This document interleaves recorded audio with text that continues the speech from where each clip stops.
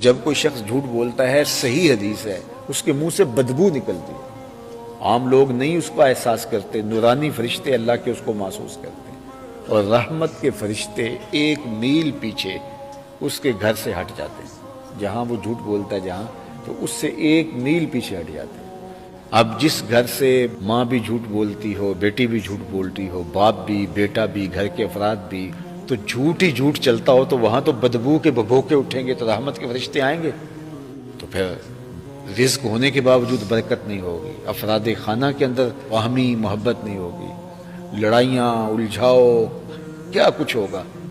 اب ہم نے یہ نہ سوچا کہ یہ جھوٹ کی نحوست ہے، ہم نے سوچا کسی نے تعویذ ڈال دی ہے، ہم نے سوچا کسی نے جادو کر دیا، ہم نے کہا کسی نے بندش کر دیا، کسی نے ٹونا کر دیا، اب بھاگے عاملوں کے پاس۔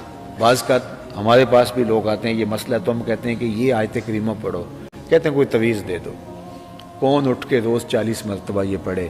تو اس کا آسان حل کیا ہے کہ تعویذ دے دو، ہم غلے میں رکھتے ہیں، تعویذ دے دو، ہم بازو پہ باندھ لیں۔ تو بس یہ آسان حل چاہتے ہیں، کوئی کچھ کرنا ہی نہیں چاہتا۔ تو جب کوئی اتنا بھی نہیں کرنا چاہتا ہے تو اس کو کہا جائے کہ میاں تیرے گھر کی نحوست، تیرے گھر کے اندر جو بے برکتی، افراد کا ایک دوسرے سے دور رہنا، یہ جادو کی وجہ سے نہیں، بندش کی وجہ سے نہیں، ٹونے کی وجہ سے نہیں، تعویذات کی وجہ سے نہیں، تمہارے منہ سے پھوٹتے ہوئے جھوٹ کی وجہ سے۔ تو آج کے بعد جھوٹ ترک کر دو تو کوئی اس کے لیے تیار نہیں ہوگا۔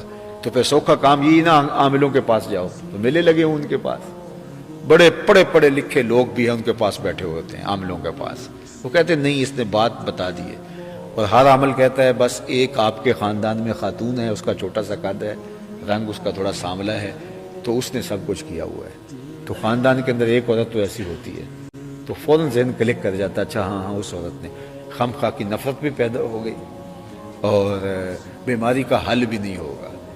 وہ عامل نے کہا کہ یہ تعویذ وزن کے نیچے رکھ دیں، یہ دانتوں میں چبائیں، یہ ہوا میں لہرا دیں، یہ کریں، وہ کچھ کرنے سے اس کو ایک نفسیاتی طور پہ تھوڑا سا سکون ہو جاتا ہے، وہ کہتا ہے مجھے فرق پڑ گیا۔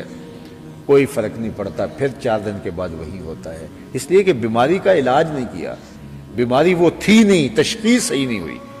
تشخیص کیا ہے؟ اللہ کے محبوب نے فرمایا جب کوئی جھوٹ بولتا ہے رحمت کے فرشتے 1 میل پیچھے ہٹ جاتے ہیں۔ اب سویر سے لے کر جھوٹ جھوٹ جھوٹ جھوٹ، دکان پہ جھوٹ، فیکٹری میں جھوٹ، گھر میں جھوٹ۔ اب جھوٹ کا جب کاروبار ہوگا تو برکت قریب نہیں آ سکتی، سکون طمانینت کا سوچیں بھی نہ۔ تو بچنے کا راستہ کیا ہے؟ سچائی۔